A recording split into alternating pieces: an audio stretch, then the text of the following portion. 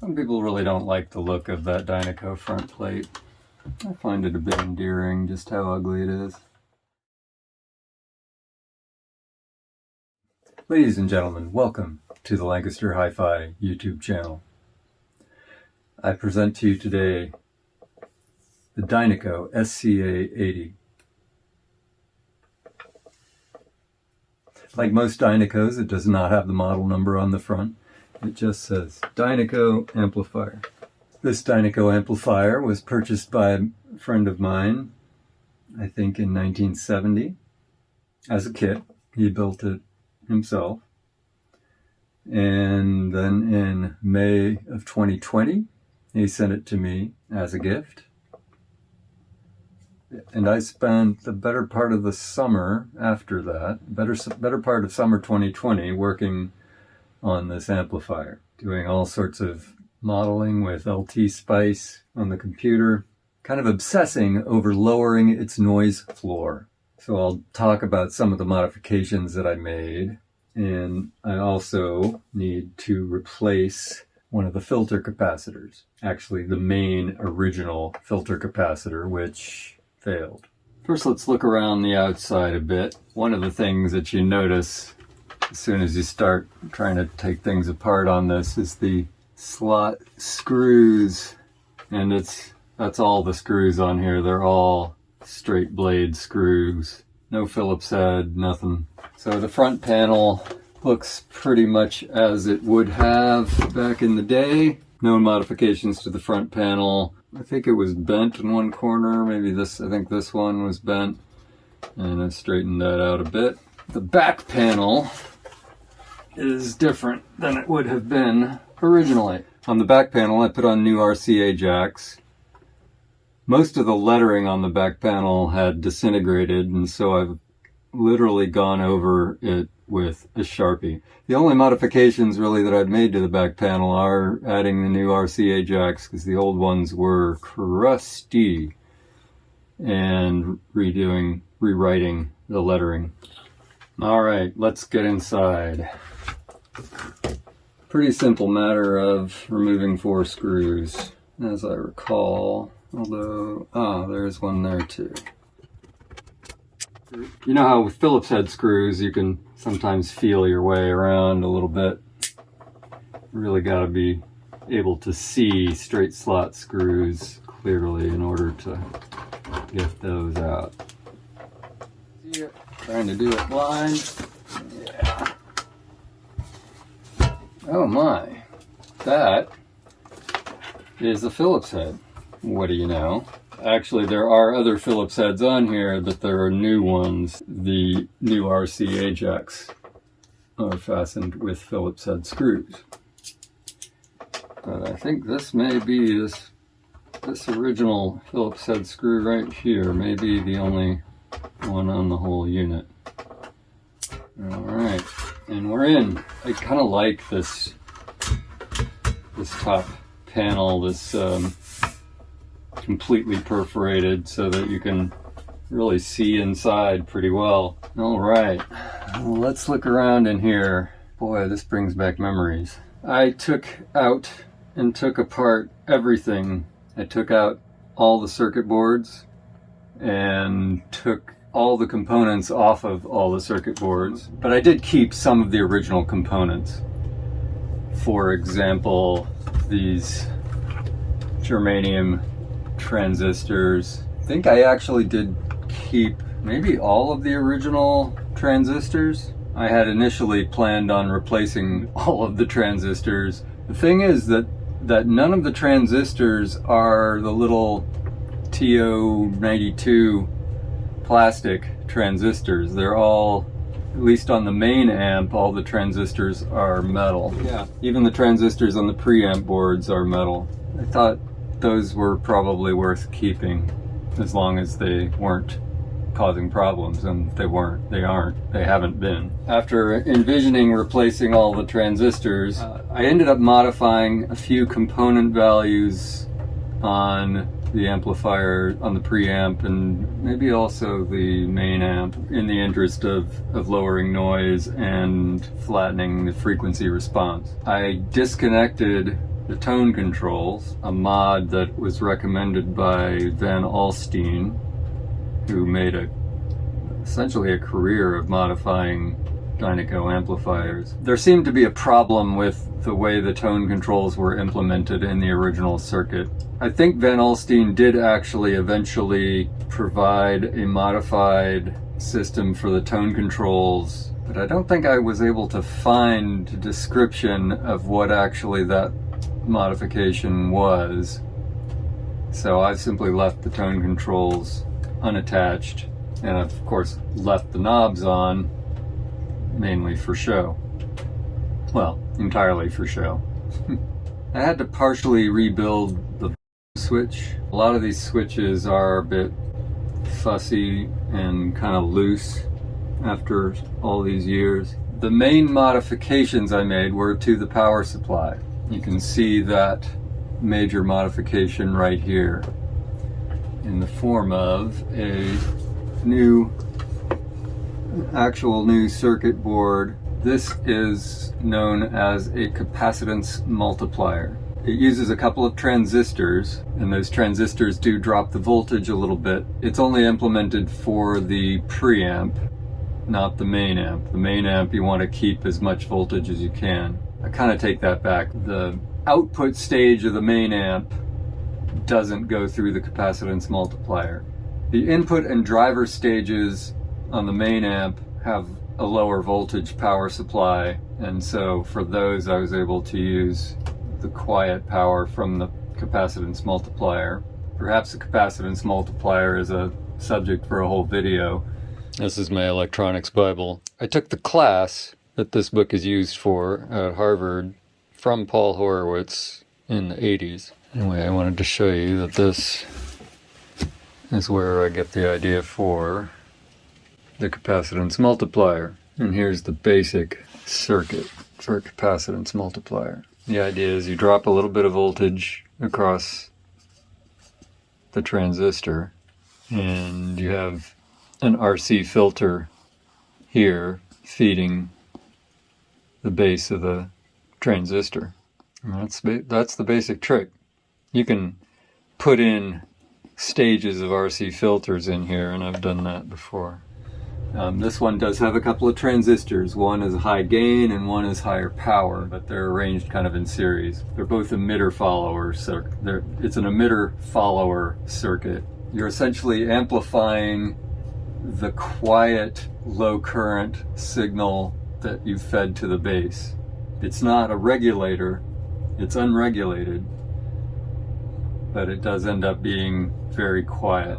I added an extra filter capacitor. At the time that I rebuilt the amplifier, the main filter capacitor, this one, was still operational, was still working fine.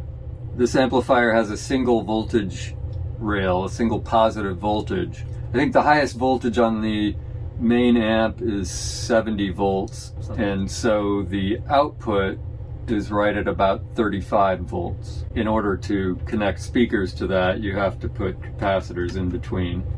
They also have these wires wrapped around them. The wire wrapping acts as an inductor. So the signal off of the main amp goes into the positive terminal of the capacitor at 35 volts or so, DC level. Comes out, the negative goes through the wire, which is essentially an inductor, and from there to the speaker switch, and then I've got some big hunking wires here that go around over to the speaker jacks back here. Now, because I added an extra filter capacitor, so that extra filter capacitor just strapped to the side of the old filter capacitor is a 6800 microfarad capacitor. The original filter capacitor was a 5000 microfarad capacitor. They had different standard values back then. Now you wouldn't find a 5000 microfarad, you'd find a 4700 microfarad. Because I've added all that capacitance, I added a slow start circuit, kind of glued to the bottom of the chassis down there. And that is a MOSFET, a power MOSFET with very low on resistance and very low on voltage drop. And it's got a capacitor and a resistor, and the way it works is that you choose the resistor value just right and the capacitor value just right, so that while the capacitor is still charging, the MOSFET limits the current that can come through. And then after the charge time for the capacitor, then the MOSFET is full on. So what you do is you're using that MOSFET then to limit the inrush current that might otherwise fry your diodes or do some mischief. I think these are actually the original diodes. The resistors are new, as are essentially all of the resistors in the unit. I believe I replaced all of the resistors. I replaced all of the electrolytic capacitors as well. I replaced all of the electrolytic capacitors except keeping these big hunkin' ones. Kept the original output capacitors. I kept this original filter capacitor, which is now failed, which has a marking on there. I've written on there, it says failed. And this multicap, they all tested well, so I kept them. But all the electrolytic capacitors on the circuit boards were replaced. I gestured at this one. This one doesn't have any capacitors on it. And I also replaced a lot of the original capacitors, for example, with film capacitors like this one. But I did keep some of the originals. If both of the original capacitors were still well within spec, good, all that good stuff, then I would keep both of them. But if one of them was bad, I would generally replace both of them. So there are a few originals still on there. I did a good cleaning on all of the pots that are still there, like the balance pot and volume. Cleaned up everything as best I could. All the conductors on these wafers for the selector switch. You might notice I've got all this, looks like modifications to the preamp boards here. I did add a bunch of copper tape. I didn't remove all of it, but I did give up on what I had been planning to do with that copper tape. Specifically, my original plan was to add voltage regulators to the preamp boards and use these parts of the circuit boards for the voltage regulator circuits. After doing a bunch of simulations, I found that the voltage regulators actually acted to increase the noise floor. I then decided that I didn't need those voltage regulators after all. If they were going to make it noisier, then that was not something that I wanted to do. What else did I do? I did rework the grounding scheme to use a star ground, so that all the grounds come back to a large wire, a heavy wire spur off of the main power ground, rather than going to ground rails on the boards. You can kind of see the capacitance multiplier a little better here. So it's got one little electrolytic capacitor there, 3 resistors, a couple of diodes, of course a couple of transistors. One of them's a KSC8045. One of them's an MPSA06. That's back before KSC1845s became hard to come by. Just a 3.3 microfarad capacitor there. Well, not all the resistors placed with metal foil. Some of them are these fusible type. I've got this new filter cap to replace the old failed one. And it is the new one is identical to the other new one here. This time I'm going to have to go ahead and remove the old big capacitor, and maybe I can use the original bracket to hold the 2 of these in place.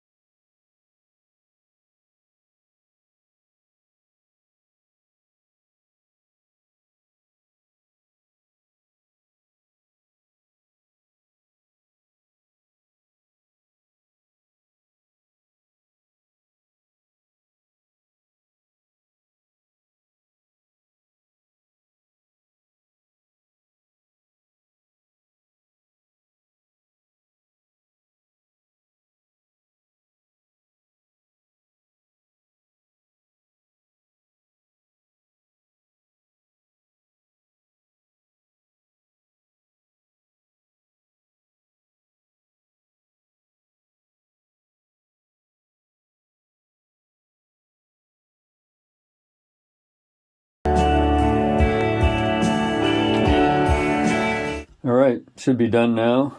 I've plugged it into the dim bulb tester, so let's look at the bulb while I flip on the switch. Perfect.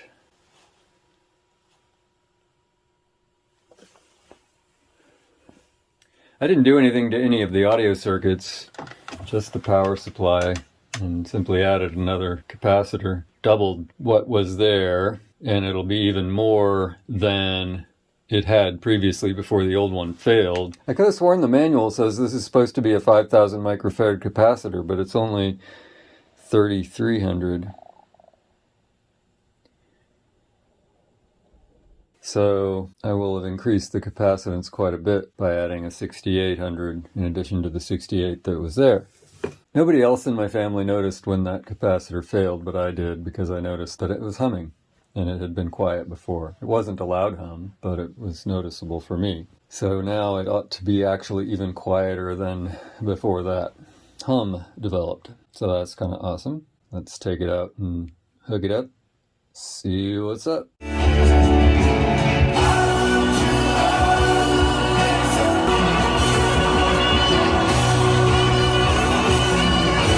First, I'm just going to power it on and listen without any signal.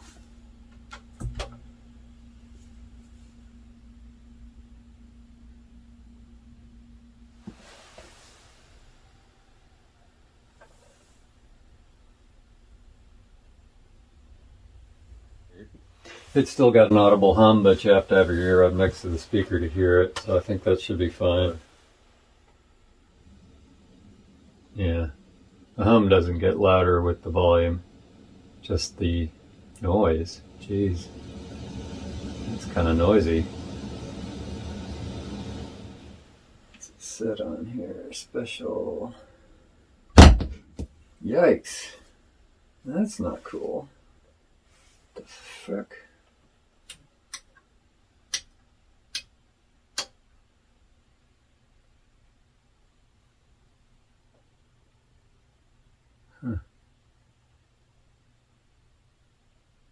Well, provided something didn't just blow up inside, it's just that special. I can't remember if I've modded this one yet to make the special like an aux, but the special, originally at least, a second phono connection.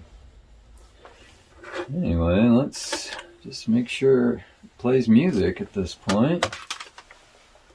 Not going to play anything loudly because my son's doing his homework upstairs.